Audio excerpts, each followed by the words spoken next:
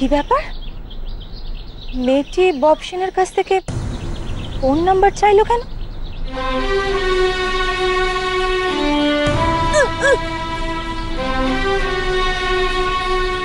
ও তুই telephone number চাচ্ছিস আমার থেকে? টেলিফোন নাম্বার তো আরে বাবা, লালনের কখনো টেলিফোন নাম্বার থাকে? তবে আমার আছে। আমি যখন লালন ছিলাম তখন ওই তোর রবি ঠাকুরের সঙ্গে একবার দেখা হয়েছিল, বুঝলি তো। উনি আমাকে বললেন যে একটা খবর দেব।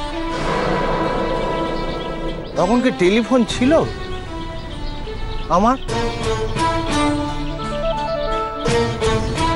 এই শোনো, কি ব্যাপার? তুমি ওর টেলিফোন নাম্বার কেন চাইছো? কি উদ্দেশ্য তোমার? কি করবে তুমি ওর টেলিফোন নাম্বার নিয়ে? শোনো, আমি বলছি, ও কোনো লালন নয়, কোনো রবি ঠাকুর নয়, একজন মানসিক রোগগ্রস্ত মানুষ। ও বব সেন, আমার বব সেন।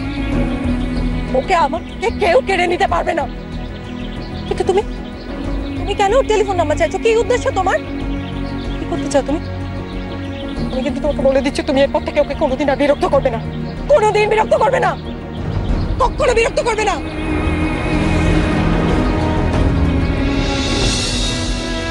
শোনো, এখানে আর থাকবে না। এখান থেকে চলে এসো তো, চলে এসো বলছি। এদিকে এসো, এসো না, চলে এসো এখান থেকে,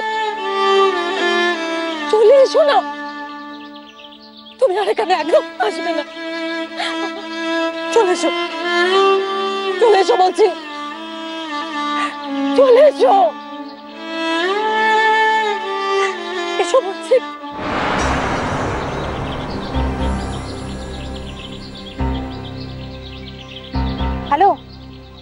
হ্যালো, আমি ঋতু বলছি। হ্যাঁ, আমি বব সেনের সঙ্গেই আছি, ওনাকে চোখে চোখে রাখছি। না, এখানে কেউ কিচ্ছু জানে না। কিন্তু শোনো, একটা অদ্ভুত ঘটনা ঘটলো। মানে হ্যাঁ, বব সেন খুব ভালো গান গাইলো, আর তার সাথে একটি মেয়ে খুব ভালো নাচলো। তারপর ওই মেয়েটি বব সেনের কাছ থেকে ফোন নাম্বার চাইলো। না, তবে একটা কথা, মেয়েটি কিন্তু কথাও বলতে পারে না, আর কিছু শুনতেও পায় না।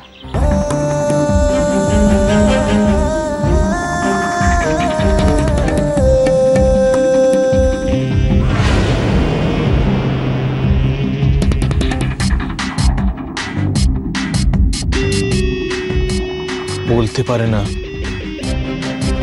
শুনতে পায় না, তাহলে কি ম্যাডাম অশ্রুমতি?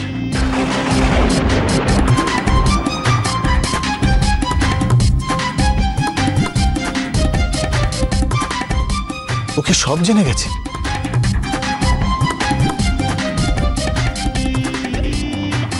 বব কে, আমি কে?